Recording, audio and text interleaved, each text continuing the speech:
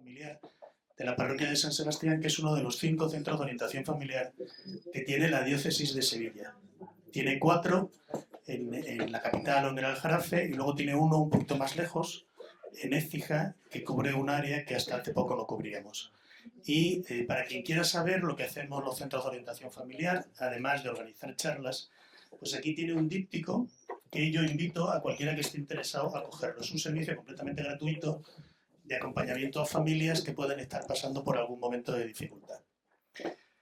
Además de ese acompañamiento, que es un acompañamiento que hacen profesionales y que hacen matrimonios que tienen experiencia y formación pastoral, pues también organizamos ciclos formativos. La mejor manera de operar un COF es conseguir que se quede sin trabajo. Es decir, que no haya familias que necesiten de acompañamiento, ¿no? Entonces la prevención es importante, y la prevención viene de la mano de la formación. Bueno, pues esos ciclos formativos generalmente nacen, los temas que cubrimos nacen de la experiencia de acompañamiento pastoral, es decir, aquello que vemos que por temporadas va afectando más a las familias que se acercan a nosotros, luego intentamos desarrollarlo. Y siempre lo desarrollamos de la misma manera. Se desarrolla en ciclos que generalmente tienen 3 partes, 3 sesiones en 3 semanas consecutivas. En la primera se presenta la cuestión, en la segunda se aborda desde el punto de vista pastoral, es decir, se aterriza, y en la tercera se introduce el hecho diferencial de un centro de orientación familiar diocesano, que es la dimensión espiritual del problema. Entonces, para tratar el tema que iniciamos hoy, que es el duelo y lo que supone no solamente para la persona que más lo acusa, sino para todo su entorno familiar, pues vamos a seguir ese esquema. Esta semana, la semana que viene, con una mesa redonda, y no la siguiente, sino 2 semanas después, introduciremos la dimensión espiritual. Entonces, para el que esté interesado en el ciclo completo, tenemos también otra publicidad específica, donde viene quiénes son los ponentes, el día, la hora y un pequeño resumen de lo que nosotros queremos hacer y por qué lo hacemos. ¿Tenéis sitio por aquí, Antonio? Muy bien, bueno, pues eso sirva a modo de introducción, y ya sin más dilación lo que voy a hacer es darle las gracias a Manuel García Carretero. Es muy pertinente que se salude ahora con Antonio, ahora digo por qué, porque él está retirado ya, pero ha sido durante muchos años miembro, y sigue siendo probablemente de corazón, del Ejército del Aire. Está retirado, como digo, es oficial del Ejército del Aire. Es psicólogo de formación, ha ejercido como psicólogo clínico, como psicólogo sanitario, y ha estado también ejerciendo labores de voluntariado en el Teléfono de la Esperanza durante muchos años, no solamente ejerciendo ese voluntariado, sino también formando a voluntarios. Y actualmente él colabora y ejerce ese voluntariado en el Centro de Orientación Familiar de Triana. Y digo que es oportuno porque Antonio es el director del Centro de Orientación Familiar de Triana. Bien, bueno, pues Manolo, desde esa perspectiva y desde esa experiencia, lo que va a hacer es presentar formalmente, establecer un marco de referencia de lo que entendemos como duelo, que probablemente lo más inmediato que nos viene a la cabeza es cuando fallece alguien y genera un vacío que a veces es difícil cubrir y difícil ordenar, pero que va mucho más allá. El duelo no es más que una pérdida que es difícil gestionar y que puede ser, pues, como digo, el fallecimiento, que es lo más habitual, pero puede ser un divorcio, o puede ser simplemente la separación temporal o permanente de otra persona, etcétera, etcétera. Así que muchísimas gracias, Manolo, por estar aquí y por acompañarnos hoy.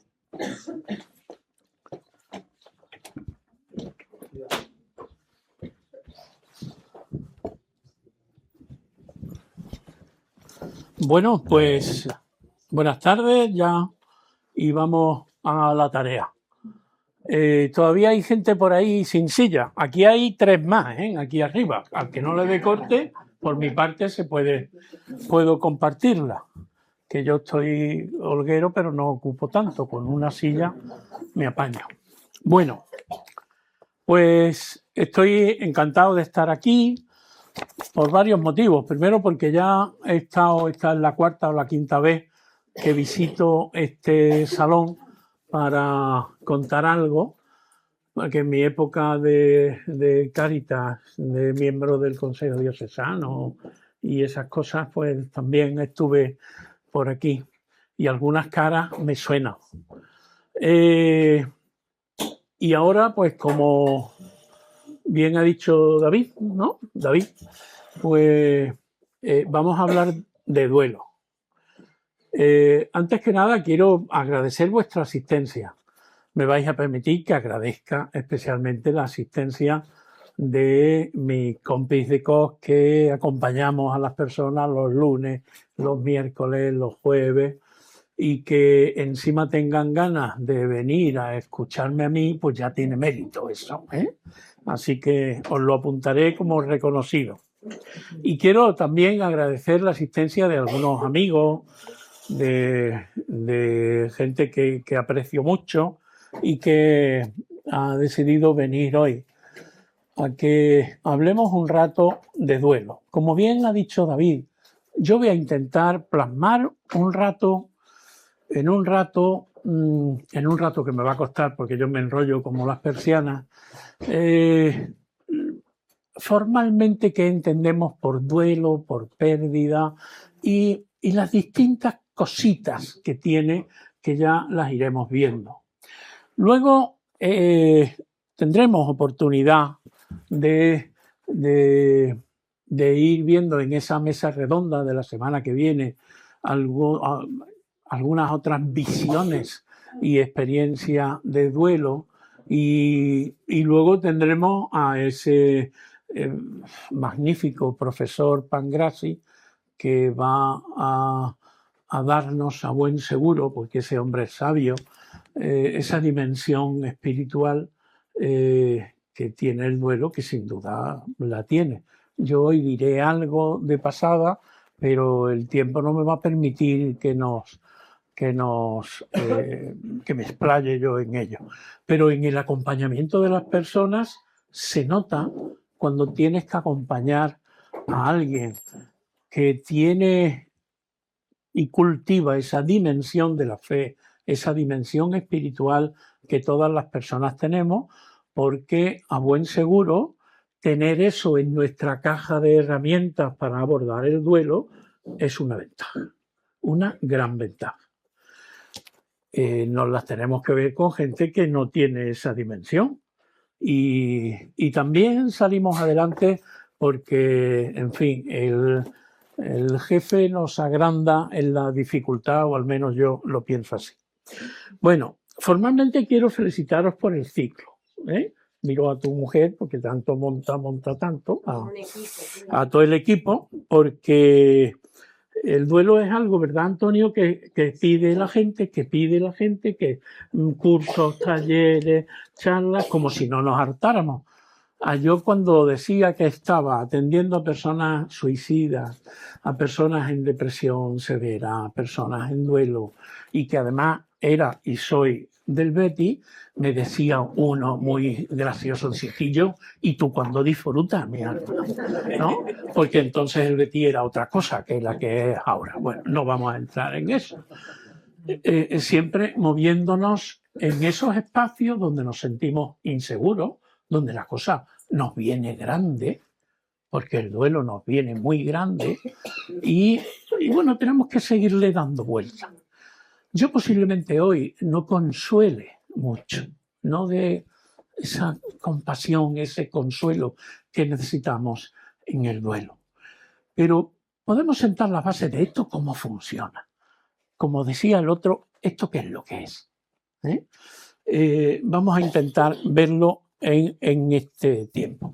Y yo creo que lo primero es que pues, nos atengamos un poco a qué es el duelo. Y el duelo no es ni más ni menos que esa manera de responder que tenemos, esa manera de adaptarnos a esa realidad que nos ha caído en mitad de la cabeza, ese bombazo que nos ha pasado en cualquiera de sus fórmulas, esa manera de responder que tenemos a esas circunstancias, a esos acontecimientos, con el cuerpecito que tenemos, con el momento vital que tenemos cada uno, ¿no? ¿Cómo hacemos lo que llamamos ese proceso de duelo, ese proceso de darle respuesta, de a ver cómo yo consigo hacerle frente a esta circunstancia tan gorda que me ha llegado? Eso cuando me entero, que pasaremos un tiempo en el que no, en fin, nos va a costar trabajo entendernos. Veréis que aquí hablamos de duelo o pérdida. David también ha puntualizado esto. Y es que duelos pasamos muchos. No solo por aquello que tanto nos duele, que es por enterrar a la persona que más queremos. Duelos pasamos a lo largo de la vida en demasiadas ocasiones. En los centros de orientación, supongo que aquí habrá voluntarios de los COF, ¿no? Algunos habrá, ¿no? Vosotros que los conocéis. Estamos acostumbrados a acompañar muchos duelos. El duelo del fracaso de la pareja, del fracaso de la familia, del fracaso como padre o como madre en la crianza de mis hijos, de nuestros hijos. Dios mío, ¿qué he hecho yo para sacar a este niño, esta niña así? Si yo no he hecho nada raro, ¿cómo ha salido de esta manera? Esa pregunta nos la hacemos muchas veces viéndonos turbios delante del espejo en el cuarto de baño solo, y digo turbio porque las lágrimas no nos dejan ver con claridad. Y esas pérdidas que vamos teniendo, es bueno que aprendamos a cómo nos enfrentamos.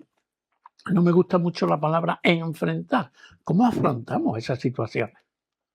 Aquí hay 3 sillas que si les da corte subirse aquí las pueden bajar.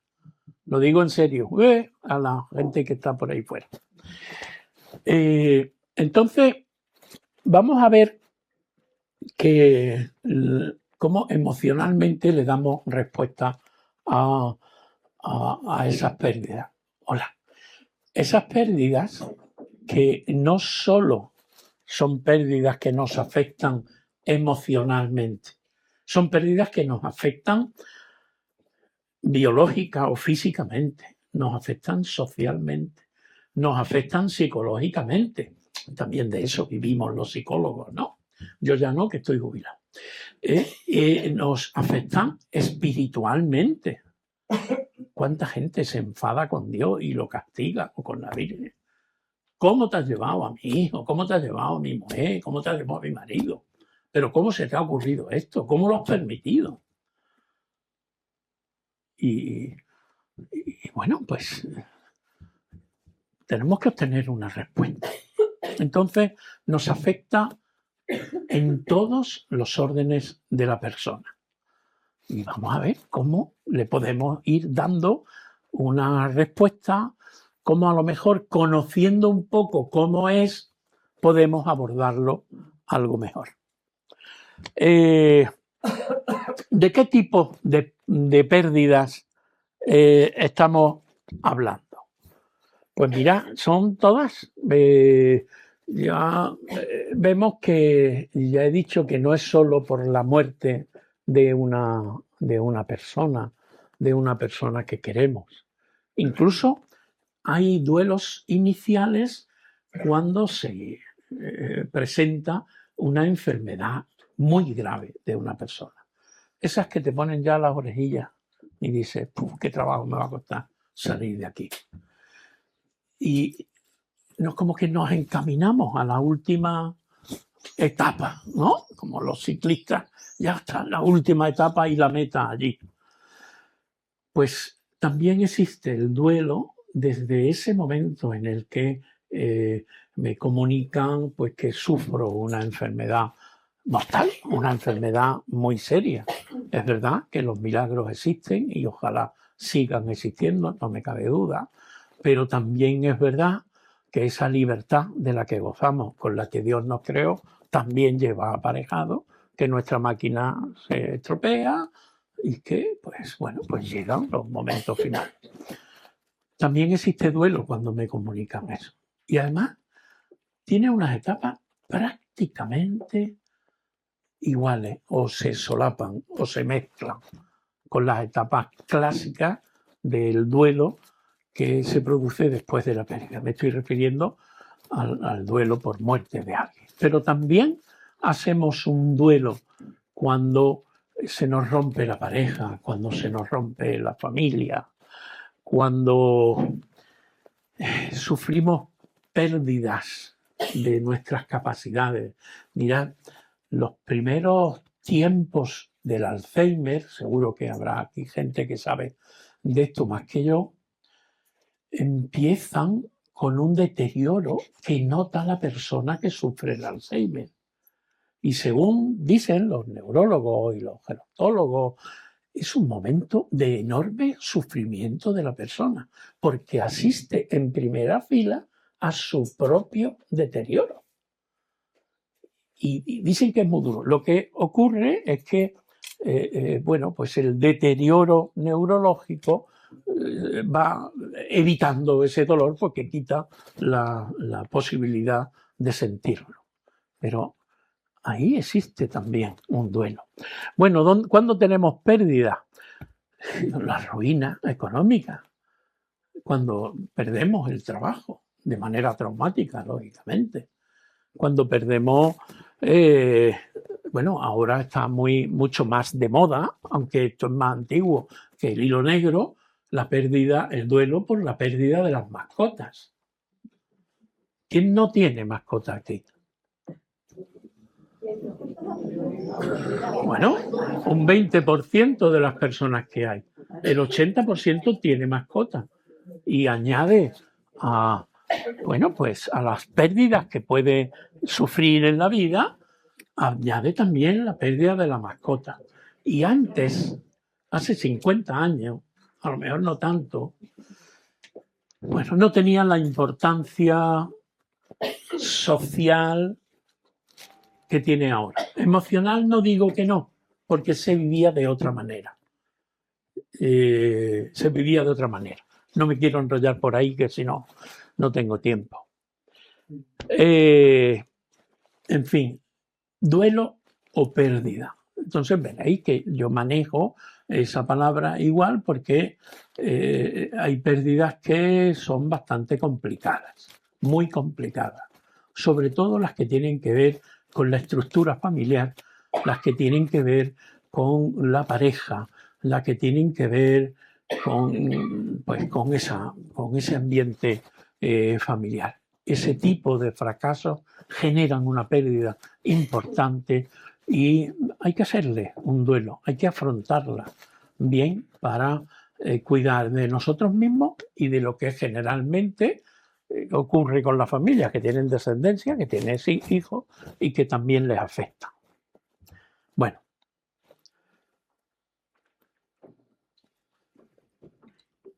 El bacalao que he tomado para almorzar está ahora.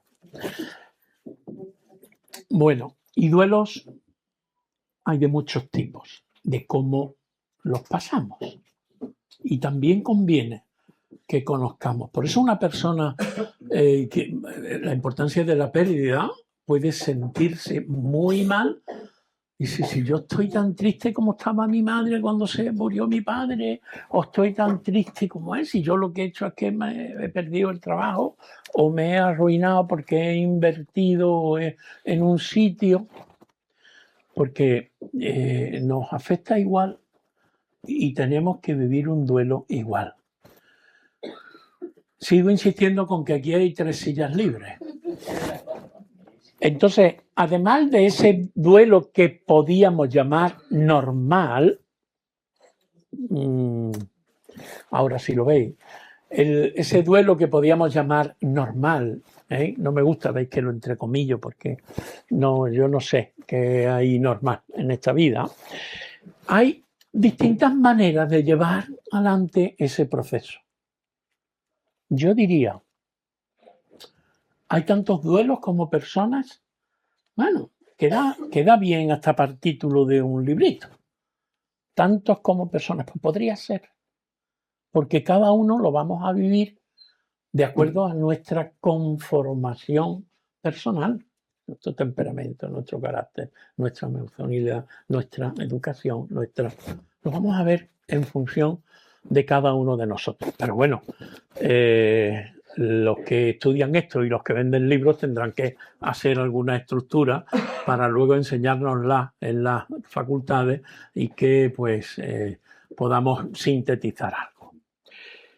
Empezamos por el duelo anticipado y es un poco el que yo os he contado, que se comienza antes el duelo, sobre todo el duelo de la pérdida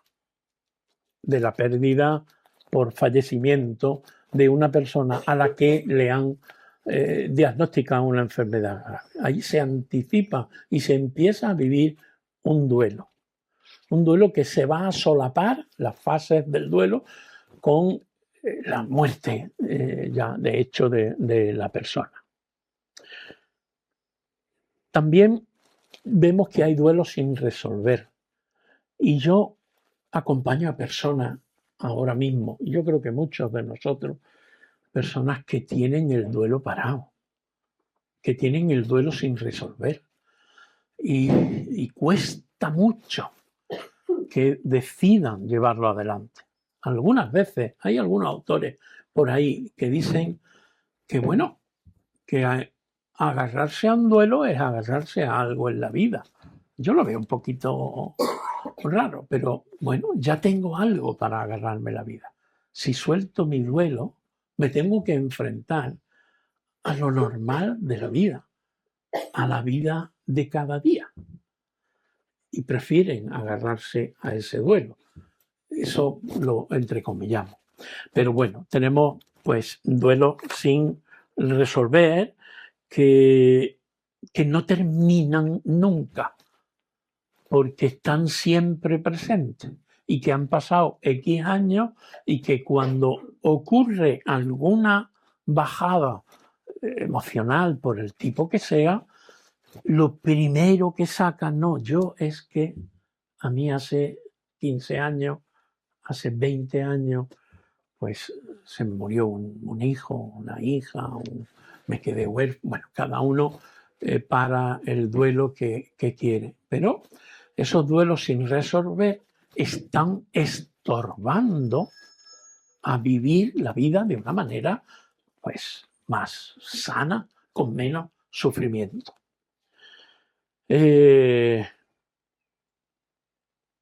Ya cuando se queda sin resolver, podemos ver un duelo crónico en el que se vive en duelo. Me acuerdo de una formación que hice yo en Los Camilos, en los que se tocó el duelo crónico y cómo es la bandera que sale en cada hándicap, en cada dificultad que tenemos en la vida. Claro, si no nos quitamos el duelo nunca. Parece que es nuestra bandera para tirar para adelante. Y ahí está ese duelo patológico, ese duelo complicado, duelos que se complican con otras dificultades emocionales, con otras dificultades relacionales, familiares o de otro tipo, ¿no? Y dura mucho, es muy pesado un duelo así. Luego también vemos el duelo ausente. El duelo ausente es muy curioso, porque diríamos que estos son personas, permitidme la vulgaridad, auténticos jugadores de póker. No se les nota nada. No se les nota que están en duelo. Pero en el momento que hay alguna bajada por alguna circunstancia, sale. Sale porque las goteras salen. Las goteras que tenemos salen. Si no las arreglamos bien, en cualquier lluvia, en cualquier movimiento, ahí están las goteras que vamos teniendo y como estoy seguro, digo yo, creo que me estoy explicando, pues son esas goteras emocionales que solemos tener de vez en cuando por asuntos que no hemos resuelto suficientemente. El duelo ausente en el que la persona sigue evitando la realidad. Se ha puesto la antojera, con perdón, ¿sabéis lo que son las antojeras, no? Y nada más que mira en el sentido que quiere mirar y de manera selectiva emocionalmente no mira a ese duelo, con lo que eso lleva consigo. Eso es como si de nuestra vida cortáramos un cacho y lo aisláramos, ¿eh? Y funcionamos con medio queso, con 3/4 o con 1/4 y mitad. ¿Me explico? Esos son pedazos que vamos cortando a nuestra capacidad de vivir cuando tenemos duelos que no queremos vivir, que no queremos reconocer, que vivimos al margen de ellos.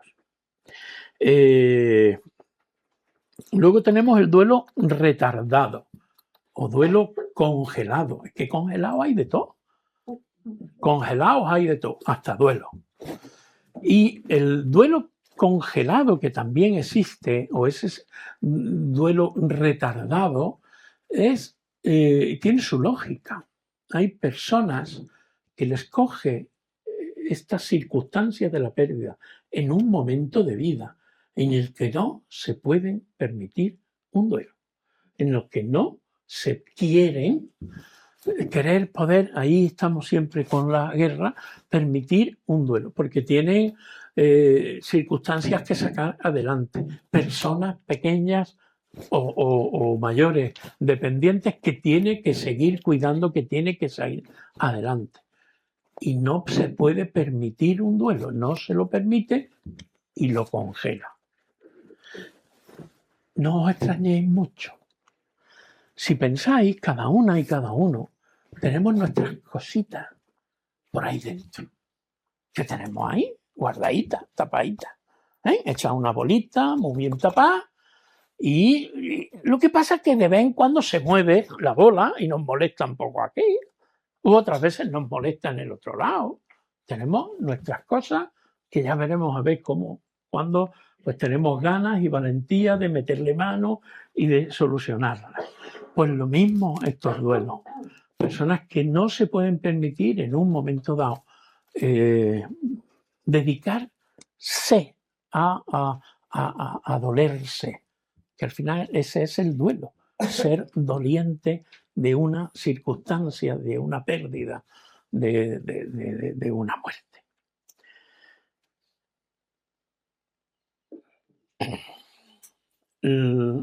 Claro, para esto hay que ser auténtico jugador de póker, para ir negándose y negando de cara a la galería, pues todo ese sufrimiento por la pérdida que haya ocurrido. Que, bueno, pues que las hay de muchos casos, de mucho tipo. Pero cuando una persona tiene que hacerse cargo de muchas cosas y no las puede dejar atrás, congela el duelo. Como congelamos otras muchas cosas. La comida que sobró ayer, eso lo congela. Y vamos resolviendo según no cabe en el congelador. Pues igual actuamos. Cuando no podemos más, cuando no nos caben, pues vamos sacando cosas. Bueno, hay otro duelo que es el inhibido. Un duelo inhibido es aquel que se produce cuando tenemos dificultad para expresar nuestros sentimientos. Los inhibimos. Para adentro. Lo metemos para adentro y no nos permitimos. A veces por miedo a derrumbarnos, pensamos que si nos dejamos de ir, como dicen en algunos sitios, como yo me dejé de ir, no sé cómo voy a parar de llanto, de sufrimiento, de pena, de dolor. Entonces, ¿qué hago? No, lo reprimo. Y eso ocurre, ¿no? Entonces, inhibimos el duelo. Inhibimos el duelo con lo que eso lleva consigo, que es que, como sabéis, la somatización, ¿no? Toda esa parte entre la medicina y la psicología que se une, la medicina psicosomática o psicología psicosomática, que las cosas salen. Uno aguanta el duelo, pero le sale un herpes. Aguanta el duelo, pero le sale disipela en el brazo. O le sale un dolor aquí, que no es ni más ni menos que en nuestro organismo, lo digo sin ser neurólogo ni mucho menos, ni más ni menos que en nuestro organismo generemos endorfinas o generemos la lejía, el agua fuerte que se le echa a las células y que lo tenemos demasiado. ¿Cuál es? El cortisol. Veo que está ahí perfectamente. Pues, como diría, menos cortisol y más endorfina, porque el cortisol nos va a llevar a sufrir de verdad, bien sea de una manera, hoy me duele aquí, mañana me duele allí, pasado me sale un no sé qué, y el duelo inhibido, cuando inhibimos esa expresión del dolor, esa ventilación emocional que necesita cualquier duelo, cualquier situación dura emocionalmente hablando, necesita ventilarse, airearse. Cuando no la aireamos, pues tenemos en este caso ese duelo inhibido. Las diferencias, podéis decir, bueno, si es que se parecen mucho entre, por ejemplo, entre el duelo ausente y el duelo inhibido. El duelo ausente es un mecanismo de defensa. Pues dicho antes, no me puedo permitir estar en duelo, porque tengo niños, porque tengo personas mayores, porque tengo cosas. Es un mecanismo de defensa, o podríamos llamarlo así. El duelo inhibido no es un mecanismo de defensa, sino que es una manera de no expresar o expresar hacia adentro. Por eso el cortisol se genera con tanta cantidad o esas cosas. Luego hay, termino ya con dos duelos, que es el duelo desautorizado. Muy curioso, muy curioso. El duelo desautorizado, por ejemplo, es cuando muere alguien y quien lo quiere, quien lo pierde, pues no lo puede decir. Veo que hay feedback, ya sabéis, ¿no? No quiero, en fin, no quiero decir momentos chismes, pero cuando se tienen amores prohibidos, cuando se tiene circunstancias que no son pues legales o formales, o cuando se tiene una familia y uno además se dedica a bueno, lo que dice la canción, yo no sé cómo se pueden querer dos mujeres a la vez, ¿no dice la canción así? O dos hombres a la vez, ¿no? No encuentro la explicación, ¿no? Eso ocurre. Y no se autoriza a que el querido o la querida manifieste el duelo formalmente. No hace mucho, bueno, hace ya algunos años, estando yo en emergencias, tuvimos que asistir a una emergencia de una persona que había muerto de manera traumática, era un funcionario, y nos encontramos con una cosa rara cuando llegamos los psicólogos, ¿no? Nos ponen un chaleco para llamar la atención, ¿no? Y saber, esos son los psicólogos, ¿no? Y nos encontramos que había una familia formal, una mujer con, creo que una hija, ¿verdad? Y luego estaba la otra. En este caso era así, ¿eh? Y hubo algún pequeño conflicto que se nos trasladó a los psicólogos, como siempre nos meten los marrones más gordos, ¿sabes? Lo que nadie quiere solucionar, eso los psicólogos lo solucionan. Y Y bueno, y estuvimos los psicólogos parte con una familia, la que podía oficialmente y de hecho exigió, porque conocían la otra parte, exigió que eran ellos los que tenían que llevar el protagonismo en todo, pues en todo lo que significaba el enterramiento, el reconocimiento de cadáver, bueno, pues todas estas cosas que hay. Y la otra persona, que es con la que vivía, con la que, en fin, pues decía, bueno, pues, y había que hacer otro tipo de apoyo psicológico como más completo, en el que había que intentar atender pues, esa carencia que había por verse privados de ese duelo. Bueno, pues eso puede ser el duelo desautorizado. Luego, afortunadamente, ya no es tanto, pero las personas homosexuales, hombres o mujeres, esto hasta hace pocos años, eso era prohibitivo, ¿o no? No se permitía. Afortunadamente, ahora se permite. Yo no estoy ni a favor ni en contra, cada uno es como es. Y eso es lo que tiene que aceptar. Pero ese duelo desautorizado lo ha vivido mucha gente que no podía expresar públicamente el dolor de la pérdida de alguien a quien quería mucho. Porque al lado, porque eso no se lo iba a permitir la pequeña sociedad, a lo mejor como la que estamos aquí.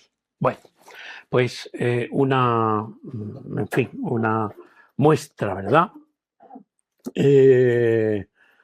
Y luego, por último, el duelo distorsionado. ¿Cuánto hemos dicho ya? El ausente, el retardado, no me voy tan atrás. El anticipado, sin resolver, el crónico, el ausente, el retardado, el inhibido, el desautorizado. Es que tenemos una variabilidad extraordinaria.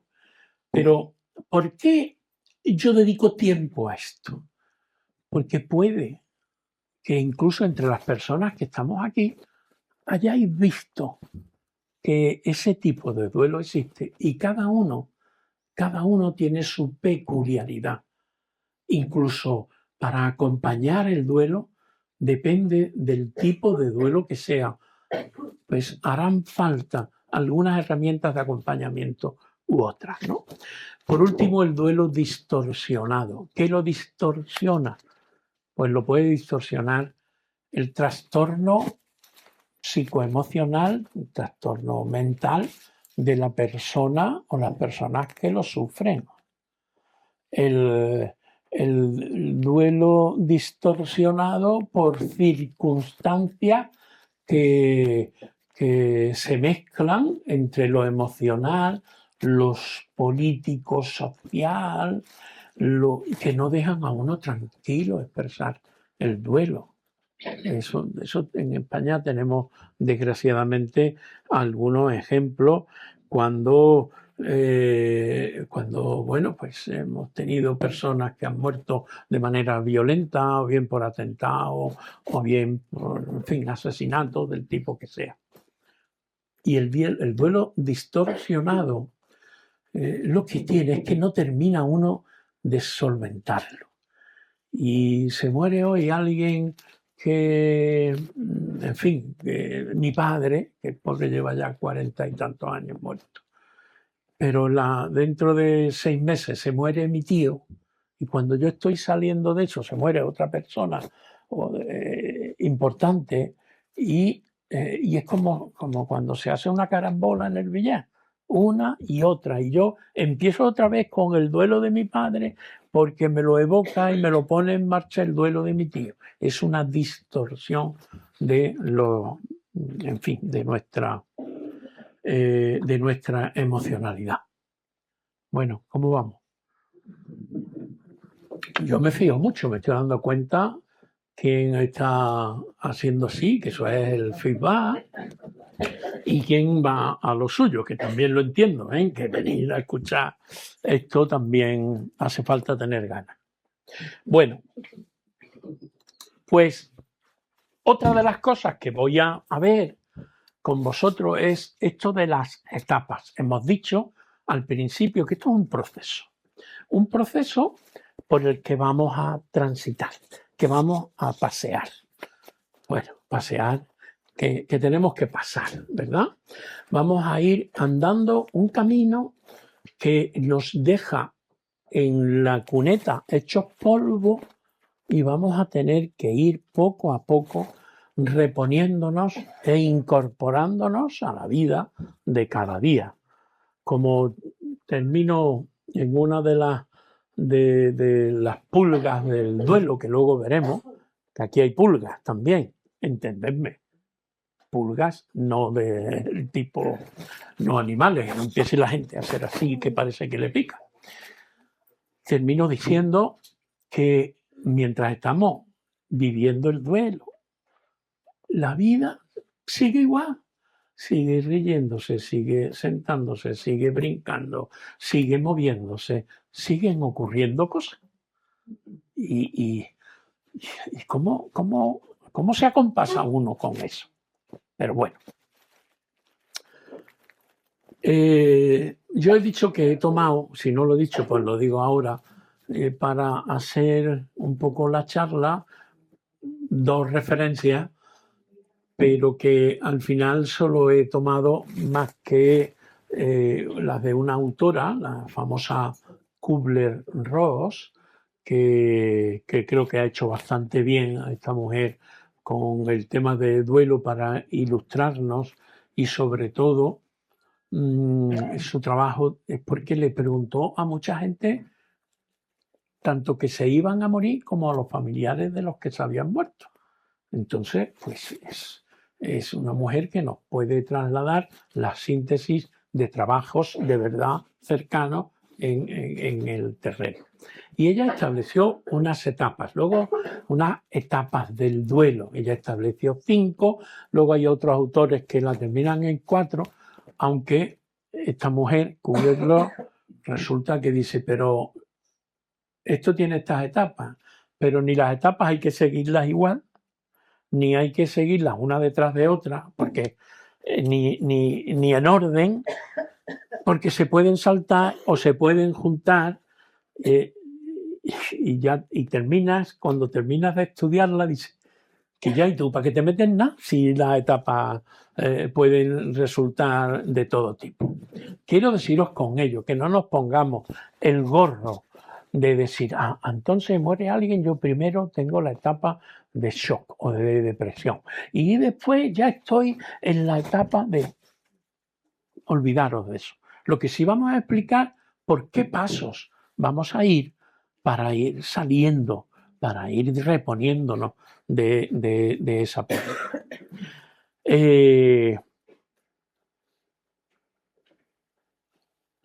La primera etapa es la de negación. Esto no me ha podido pasar a mí. Me niego a admitir que esto me haya pasado a mí. También la etapa de shock, la etapa de, pues, del porrazo. Pero ¿cómo se me va a morir? ¿Cómo me han despedido? Pero ¿cómo me he arruinado? ¿Cómo he perdido? ¿Y ahora qué le voy a dejar a mis niños? Cualquier tipo de pérdida en su primer momento es chocante, ¿no? Nos choca, nos tambalea, nos hace tambalearnos, nos abruma. Y lo que hacemos es negar. Negar porque nosotros estamos hechos de una manera en la que negando algo lo podemos ir mirando, como dicen en Sudamérica, de a poquito.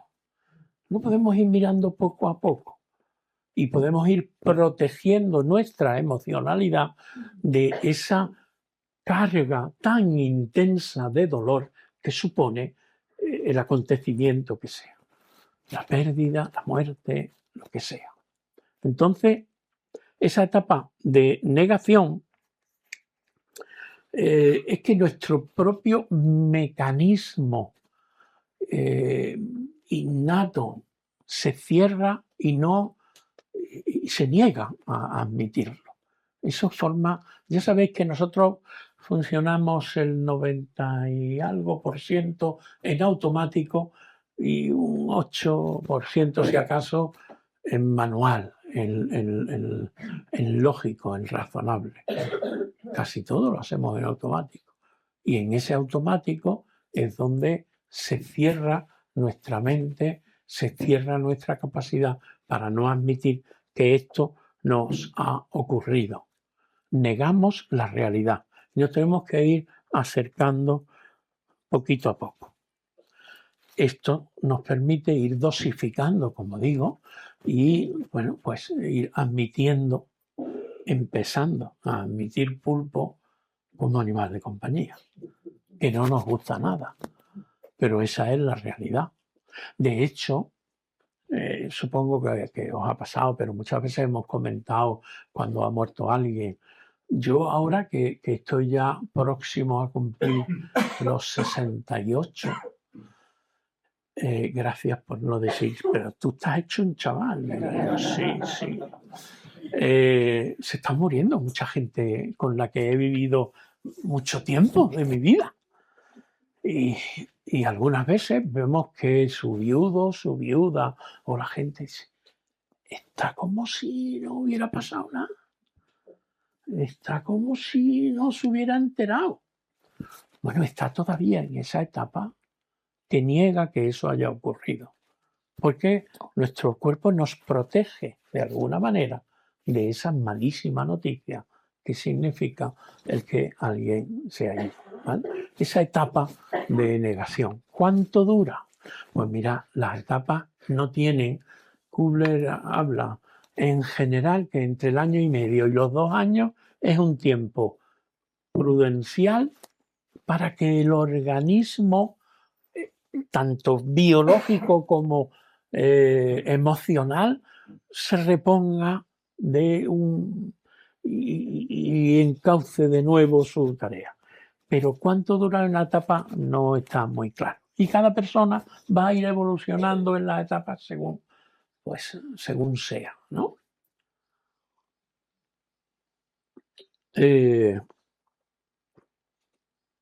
Entonces, después de esta etapa de la negación, viene la rabia.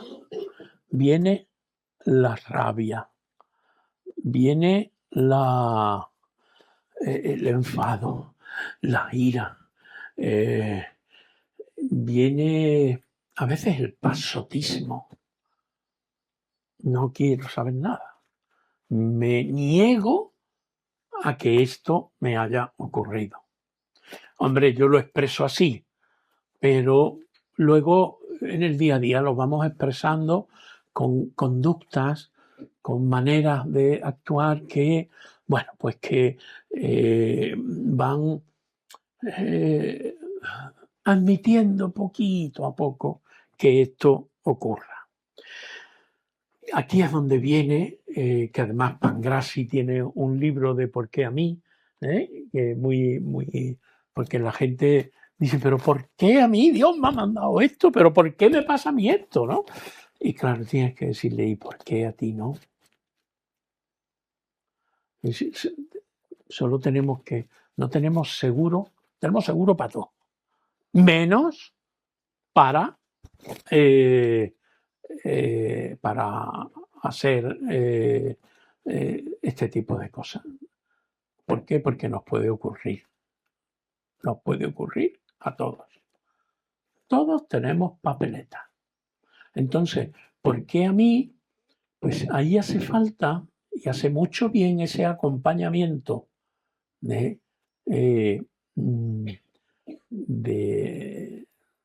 la persona que va ayudándole a que decida. Al final es una decisión nuestra. Nosotros decidimos. Lo que pasa es que decidir cuesta. Acompañar a que tomen la decisión.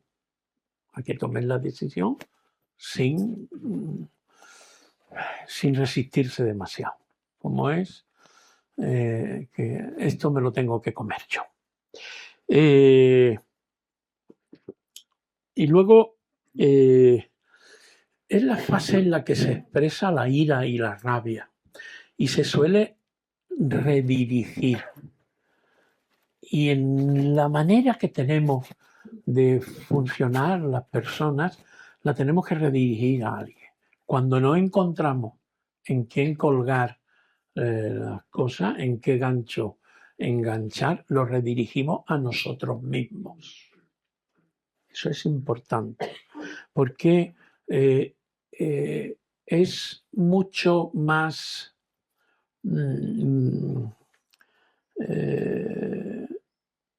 fácil estar enfadado con alguien que no tener a nadie a quien culpar, a quien achacar, a quien atribuir, contra quien dirigir la rabia. Es como cuando le cogemos eriza a alguien, que Dios te coja confesado, porque como te coja como dice, por la proa, como ponga la proa hacia ti, vas dado. Sobre todo las personas así, un poco obsesivas o un poco... Entonces, nosotros funcionamos mejor así. Por eso muchas veces nos echamos la culpa de muchas cosas. Los padres se echan muchas culpas de muchas cosas que no tienen ninguna culpa, pero no saben dónde ponerlo y entonces lo redirigimos. Pues en esta fase, que me enrollo, en esta fase, la fase de la ira, la fase de la rabia, es un poco el siguiente camino. Ya me he despertado del shock, ya me voy dando cuenta de que esto es verdad, de que yo me levanto y no está Manolo o Pepe con el café y que me acuesto y que tal, y bueno, en fin, que no me tengo que levantar para irme a trabajar, que no están... la pérdida de la actividad es una pérdida que acompañamos cuando nos llega la jubilación. Es una pérdida a veces importante si no la preparamos, porque yo paso de ser don Manuel a Manolo o Manolillo. ¿No? Los coroneles pasan de ser mi coronel a ser Pepe. Y nadie lo mira. Y eso es una pérdida importante. Yo estuve un tiempo acompañando a gente, hace como 15 o 20 años fue el boom de las grandes jubilaciones, sobre todo en Sevilla, de la Caja, San Fernando, del Monte de Piedad, del Cajasol, de toda esa gente que estaban con 50 años, 50 y poco, y no tenían nada que hacer. Y al poco tiempo yo tenía... Oye, Manolo, que tú nos diste un curso de voluntariado, mira, que es que yo quiero verte, pues yo llevo tiempo triste, perdido, no sé qué, pues tenía dinero porque le habían dado una cantidad, buena de dinero, pero ya no era nadie. Ya no tenía oficina, no salía a tomar café, no tenía nada, había perdido eso. Y no estaba preparado para esa pérdida. Generalmente las pérdidas no nos cogen preparados.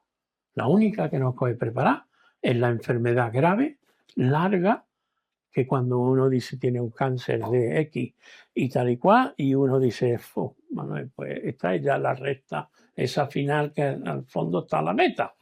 Esa es la única. Las demás nos cogen todas sin estar preparados, todas las pérdidas.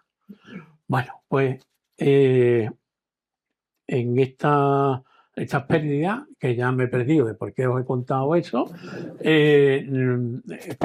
la gente tenía que pedir ayuda y acompañarse del psicólogo, en este caso, para poder rumiar eso, poder encontrar su sitio que lo había perdido.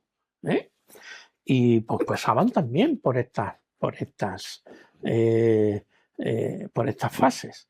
A lo mejor no exactamente, pero pasaban por estas fases. Bueno, de esa fase de rabia, de sentirse vacío, de ira, de enfado, de esa fase en la que uno, bueno, pues va bajando la intensidad, va pasando a la fase de negociación. ¿Por qué? Porque uno ya quiere, ve que no puede hacer otra cosa y aquí es cuando uno ya le vende su alma al diablo, ¿no? Dice, bueno, pues te cambio por... No. Pero sí, es el momento de la negociación conmigo mismo, sobre todo, y con el entorno. ¿Y yo ahora qué? Y empezamos a pedirle a Dios, pues bueno, pues que me dé no sé qué y yo le hago no sé cuánto, y empezamos en peregrinación por los santos y santas milagrosos, para que, poniéndole velas para que nos concedan a cambio de, empezamos a negociar con la familia. Es la etapa, yo creo que es de las más duras del duelo, en la que empiezan los easy. Easy, luego no sé qué. Easy, luego pasa lo que sea. Ese easy tiene un poder extraordinario. El easy es tremendo, porque cabe todo. Todo puede ser. Y claro, cuando todo puede ser, es dificultoso poder salir adelante. Entonces nos va saliendo una esperanza un poco desesperada en la que nos vamos orientando poco a poco y viendo que es verdad lo que nos ha pasado y que a partir de ahora tenemos que vivir pues sin esa situación, sin esa persona. Esto es de verdad, Manolo. Esto no me está pasando de verdad y yo tengo que intentar tirar para adelante. Me gustaría pues hacer un trato. Me gustaría incluso, porque en esta etapa es donde surge la culpa, esa culpa que tanto nos daña. Iba a decir una palabrota, pero no la voy a decir. Esa culpa desgarradora, esa culpa que nos daña mucho, mucho. Y que no nos quitamos de encima, porque ¿y si hubiera ido al médico antes? ¿Y si no lo hubiera dejado que hiciera tal cosa? ¿Y si yo me hubiera tomado más en serio el trabajo para? ¿Y si no le hubiera permitido que se tomara o que comiera o que hiciera o que saliera o que entrara? Y eso no tiene solución, porque yo digo, ¿y si no hay nada que me responda? Nada. Por eso digo que es muy dura. Y esa culpa es una rémora grande de la que tengo que ir tirando. No tengo bastante con que se ha muerto la persona que más quiero, no tengo bastante con que he perdido ese trabajo o esa en fin, cualquier cosa que haya perdido, sino que además pues tengo que juzgar y evaluar el comportamiento que he tenido antes. ¿Cómo de culpable he sido yo para que esto me ocurra? Y enfrentarme solo, lamerme las heridas, enfrentarme solo a esa culpa. Bueno, y esto pasa también, pero como consecuencia de eso pegamos el bajón, la fase depresiva, la fase de dolor emocional, la fase en la que se experimenta la tristeza, en la que podemos pues quedarnos en silencio. De hecho, puede ser conocida también como etapa de silencio. Sin embargo, aunque haya una tristeza profunda, aunque haya un silencio, es la etapa en la que toco fondo, ya sabéis, ¿no? Hay que tocar fondo para coger el impulso para salir, ¿sí? Pues en este espacio, en esta fase de depresión es en la que tocamos fondo, ¿no? Porque ya nos hemos vaciado de todas nuestras historias, negaciones, rabias, nos hemos vaciado. Y nos hemos quedado sin la persona o sin la cosa, el trabajo o las circunstancias que sea. Y ahora tenemos que construir. Hemos vaciado, hemos dejado el solar raso y ahora tenemos que construir. Construir sin la persona, construir sin la circunstancia que me haya acumulado, que me haya producido la pérdida.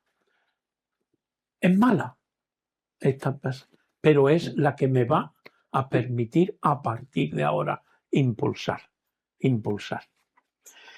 Y la fase última, que es en la que aceptamos por fin pulpo como animal de compañía, porque no es una fase de felicidad. Oh, ya he encontrado la felicidad. No. Mi Manolo se murió y mi Manolo se queda muerto y yo me quedo sin mi Manolo para siempre.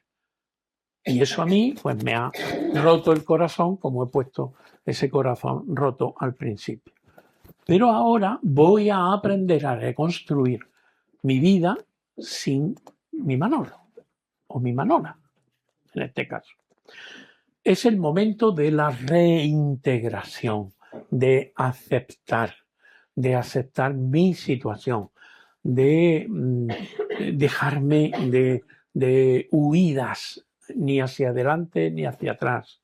Es el momento de reorganizarnos hacia ese presente que está pidiéndome paso, que me está pidiendo que siga adelante. Y al final, pues van quedando, como de todo golpe, de toda herida, pues quedan las cicatrices, ¿vale? Esas cicatrices que ya irán... sí, gracias. Esas cicatrices que, bueno, pues de las que salimos y como los toreros, ¿no? Hemos enseñado las cicatrices de cuando nos coge un toro, ¿no? O todas las cicatrices que tenemos en la vida. Que tenemos muchas, ¿eh? Ni que fuéramos todos toreros o toreras, ¿vale? Pero tenemos muchas cicatrices. Afortunadamente, si está la cicatriz, es que eso ya queda en el recuerdo y tiramos adelante. Bueno, le voy a meter una marchita rápida a esto para deciros que estas etapas no necesariamente he dicho ya que haya que seguirlas todas. Pues a veces se nos juntan el shock con la ira, a veces estamos más tiempo en unas que en otras. No necesitamos pasar, podemos saltar algunas. Es decir, no son lineales. Y en el duelo, sobre todo, en un mismo día, a veces en un mismo rato, estamos iracundos, rabiosos o tristes, melancólicos, hundidos, y pasa, pero bueno, si esta mañana estaba de una manera y esta tarde de otra, se nos va mezclando, no penséis que está todo tan compartimentado. El duelo y la manera de llevarlo a cabo se parece más a una montaña rusa que a otra cosa, ¿vale? ¿Cómo acompañamos en el duelo? Pues aquí que hay mucha gente, muchas personas que acompañamos, pues por ejemplo validar todo lo bueno que hacen las personas, los comportamientos adecuados. No le vamos a decir a la gente, anda, no te enfades, chiquilla, ¿no? Por eso mucha gente dice, es que no aguanto a la gente que me dice que no me ponga así, que no pasa nada, que me da la palmadita en la espalda y que ya ve que no sé qué. Bueno, ¿cómo acompañar en un duelo? Pues eso, validando, no corrigiendo a la gente, dándole tiempo, transmitiéndole cariño, evitando esas frases hechas. En definitiva, priorizando nuestras palabras, priorizando nuestra presencia a nuestras palabras. Acompañar en silencio es un acompañamiento perfectamente válido. El silencio es comunicación. Y una comunicación a veces muy elocuente. Entonces, pues, acompañar así. Porque tenemos que entender, tanto quienes acompañamos como quienes sufren un duelo, que el duelo no es un problema que haya que resolver. El duelo es un proceso de vida en una circunstancia determinada. No es algo que tengamos que resolver. No es un problema al uso. Y, como decía, pues tener presente que mientras yo voy con todas estas penas, con todos estos líos, el mundo sigue. La noria sigue dando vueltas, a la gente le sigue tocando el cuponazo, el euromillón, llega la feria, la Semana Santa, llega el Roxy. La vida sigue, aunque yo esté en duelo. Y eso a veces se torna en un inconveniente o a veces se torna en una oportunidad. ¿Vale? Bien. Y voy a terminar con lo que llamamos las pulgas del duelo. Voy a ir un poco más deprisa porque, bueno, es algo que no contamos con ello, pero no tengo bastante con que se me ha muerto mi Manolo, con que además ahora pues tengo algunas cosas. Y una de ellas son la herencia. Las herencias se producen normalmente después de una pérdida, ¿no? Después de un duelo o durante un duelo. Si ya estaba la cosa mal, ahora encima eso. Si ya nos costaba trabajo esto, ahora encima la herencia. La herencia en la que pues se reviven viejos conflictos, aparecen los cuñados, me entero del no sé qué, en fin, es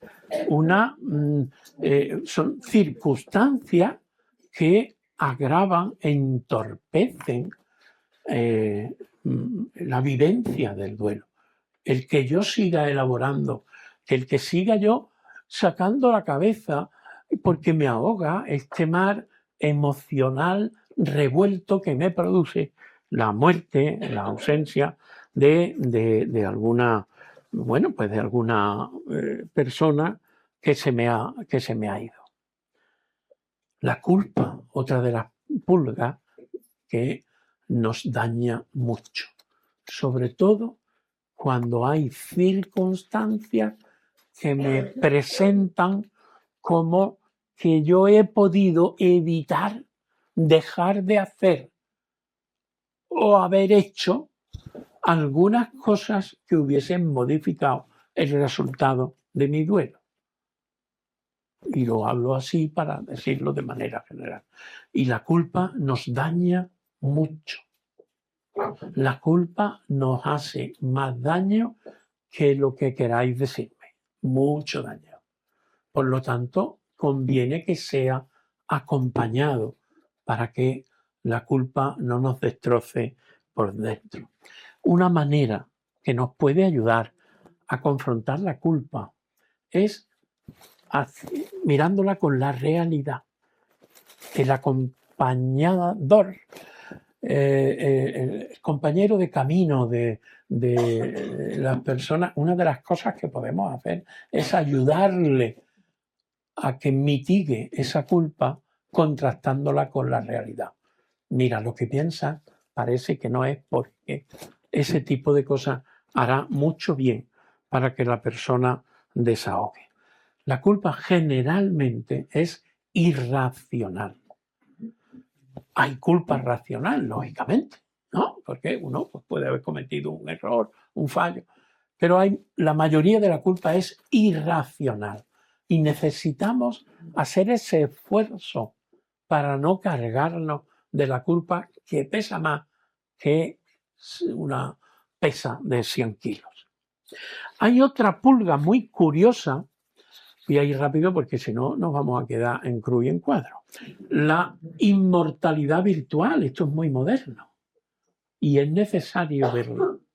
Porque mirad, cuando negamos que perdemos a alguien o yo me niego a morir, ¿no? Yo digo, yo me voy a morir, yo voy a, como hace mi nieta ahora, tantos días, así, o haciendo así, o esas cosas raras delante del TikTok, y luego lo ven y lo reproducen. Pues ya se da desde hace tiempo esa inmortalidad, que es, pues bueno, un vídeo, una foto, el Instagram, el no sé qué, el no sé cuánto, y resulta, yo ya lo he visto así, y me ha dado alegría al verlo. Estoy pensando ahora mismo en un amigo que te lo encuentras cuando estás navegando por las redes y lleva enterrado ya unos meses, ¿vale? Eso es un hecho que se da ahora y que a veces es premeditado por la propia persona y eso se convierte en un obstáculo a la hora de vivir un duelo y elaborar un duelo. Los muertos tienen un sitio y los vivos tenemos otro. Eso no lo podemos cambiar. Y ahora os voy a contar una anécdota. Entonces, la persona difunta puede haber hecho cosas para cuando se muriese que saliese, porque hoy día eso se puede hasta programar. Y te salen y uno está llorando desconsolado y le aparece sonriente y contándote cosas, pero Dios mío. Y bueno, esto puede parecer anecdótico, pero de hecho choca, interrumpe bastante al duelo que vamos elaborando. Bueno, yo pongo un poco de broma, que ¿cómo se llaman? Los marmolistas que graban las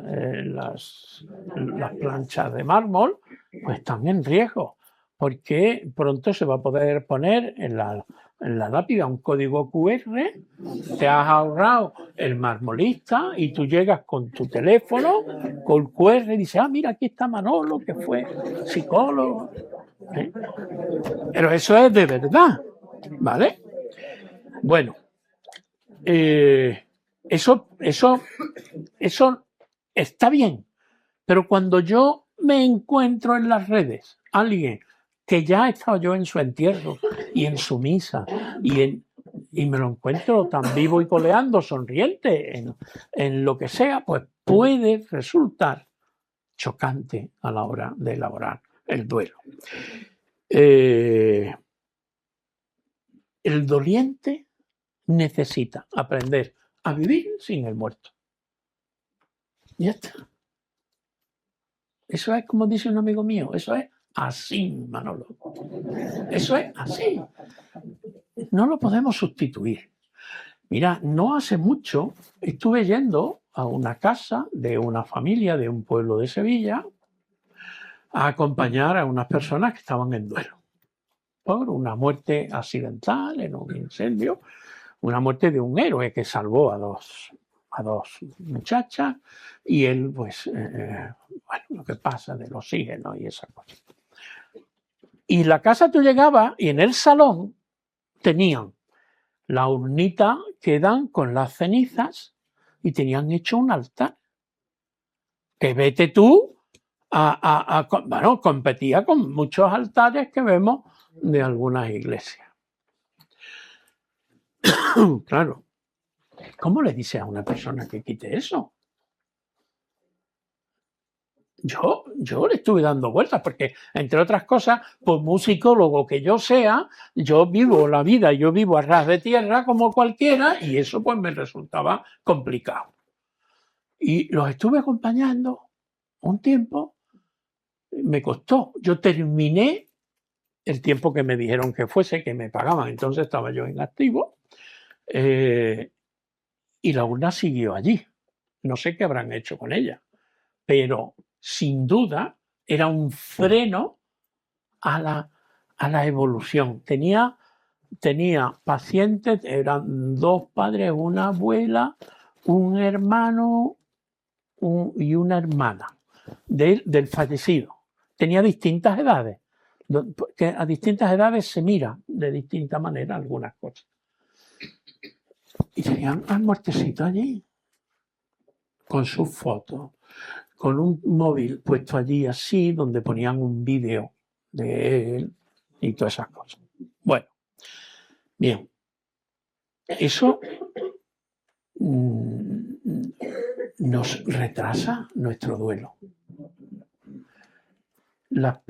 El hecho de que ahora nos lo den en un cosita chiquita no es para la que nos llevemos a casa.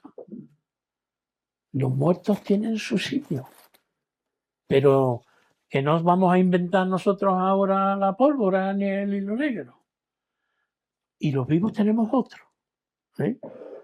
Solo consiguieron evolucionar un poco plantando en un árbol y un rosal que se plantó en el pueblo en homenaje a, pues dedicando algunas cenizas allí.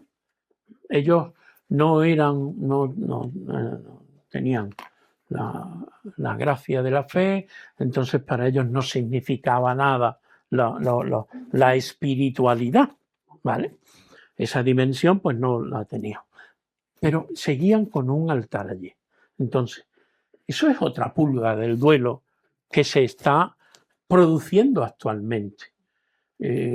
En nuestra cultura, afortunadamente, no sé si aquí en la parroquia tenéis columbarios, que 2 columbarios, no 1 sino 2, me dice el padre, que es, yo creo que es una maravilla. Yo me maravillaba cuando andaba por Galicia, mira qué bien, vienes a misa y estás un ratico también rezando con tu abuela o con tu no sé qué, porque como sabéis, las iglesias tienen o tenían, ¿no? Yo creo que eso también habrá cambiado. Pues ahora lo podemos hacer también. Y hacemos nuestro duelo, cada uno en su lugar. Y eso es otra pulga que nos puede hacer que retrasemos el duelo. De hecho, ya, no sé si hay aquí gente de seguros, sí conozco algunos que hay por ahí, que creo, los que sepáis, que en las pólizas de decesos, que se dice para no... ¿Y eso qué es? Dice, el de los muertos. En las pólizas de deceso ya se contempla, me quería referir a la inmortalidad virtual, se contempla el borrado de me está alguien haciendo así, tú lo sabes, ¿no? Digital.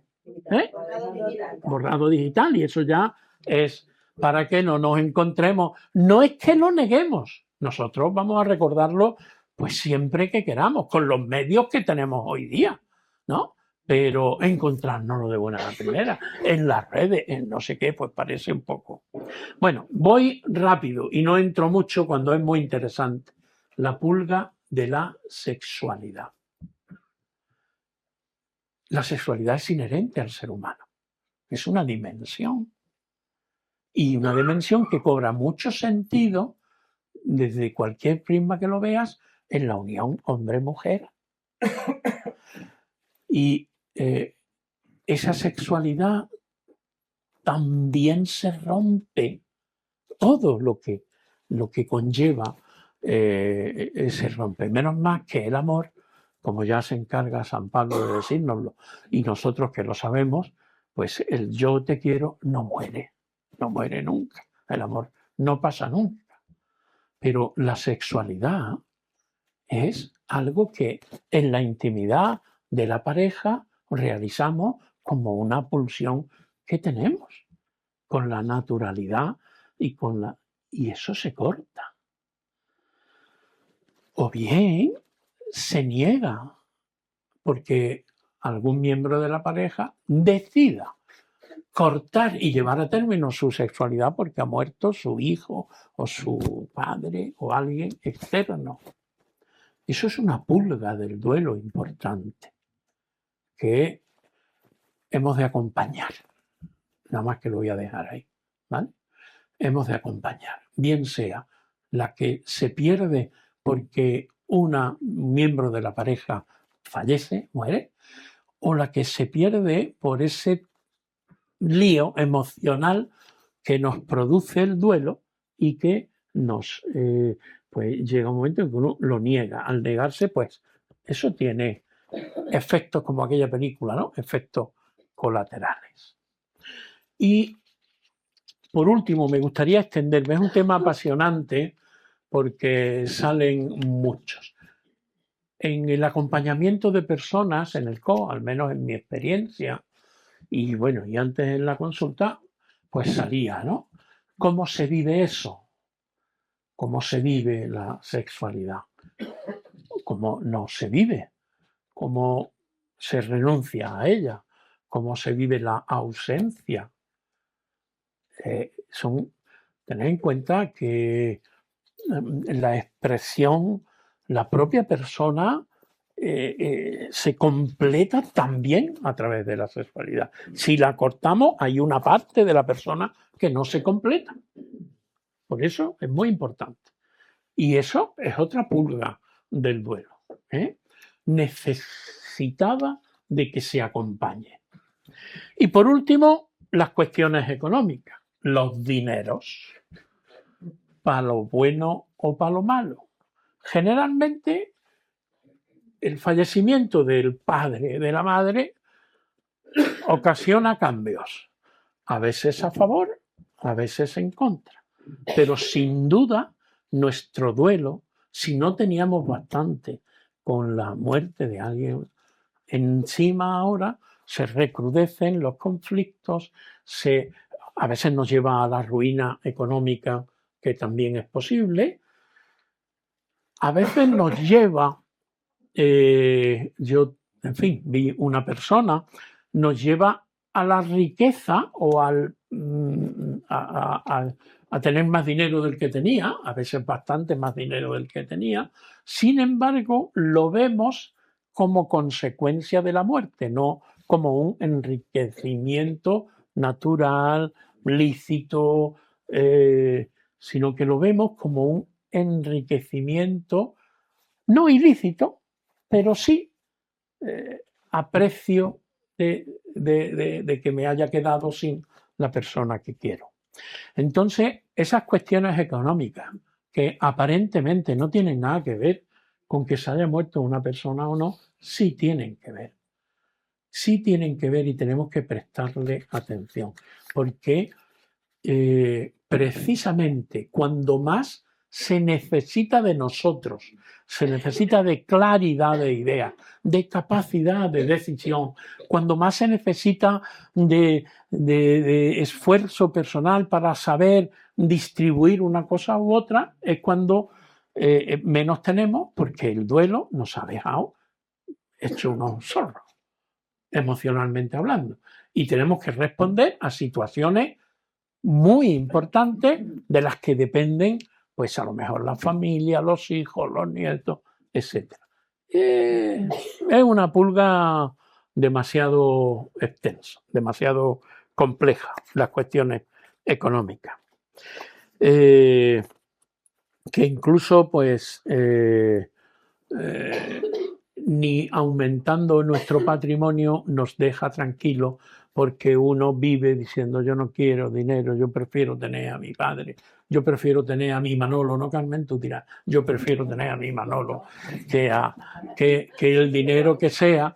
¿Por qué? Pues bueno, pues porque es lógico. Entonces el dinero distorsiona de alguna manera nuestro duelo. Y vamos terminando. En los casos cuando nos sobrecogen, en los casos donde las muertes son traumáticas, violentas,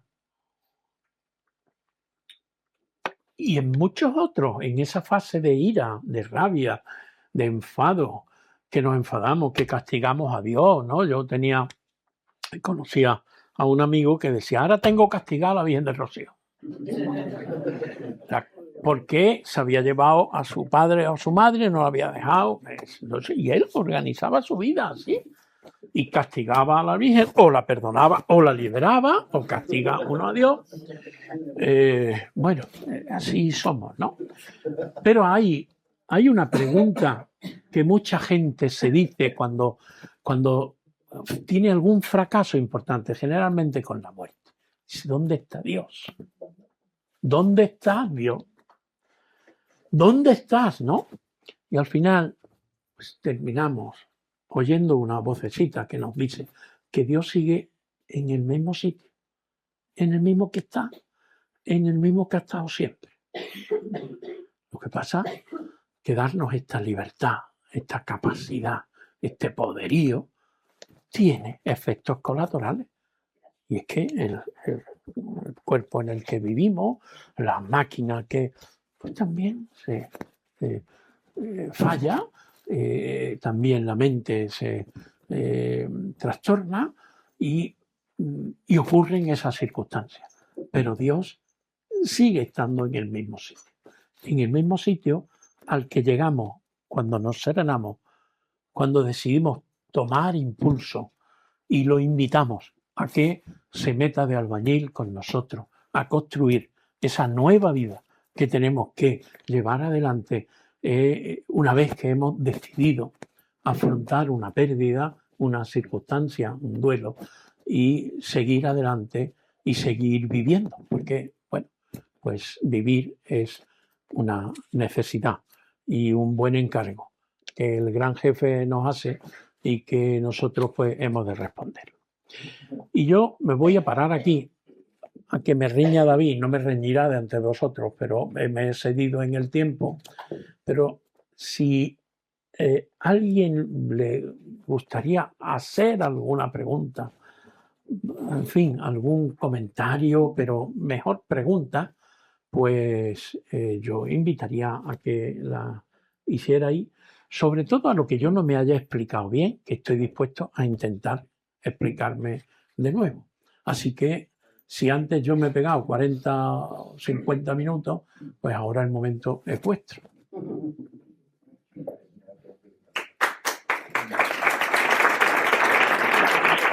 Muchas gracias.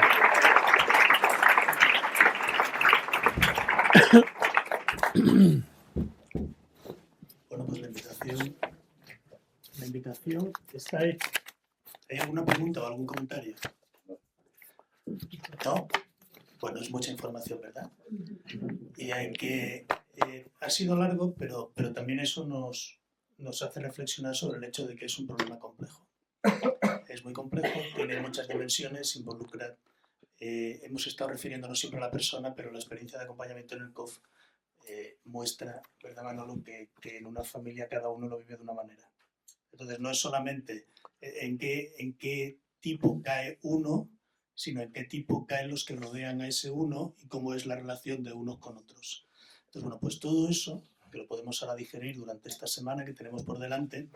El miércoles que viene tenemos, está aquí la información, lo repito para quien llegara tarde, del ciclo. Hay una mesa redonda que va a moderar Damián Martín Rubio, es médico, colaborador del COF desde la fundación del mismo, y va a ser una sesión mucho más dinámica. Es decir, hoy era necesario mucho tiempo y algo un poco más formal. La semana que viene lo vamos a hacer mucho más dinámico, con oportunidad también de hacer preguntas y de establecer un coloquio. Así que sin más, doy las gracias en primer lugar a Manolo por todo el tiempo que nos ha dedicado y en segundo lugar a todos vosotros por habernos acompañado. Gracias y hasta la semana que viene.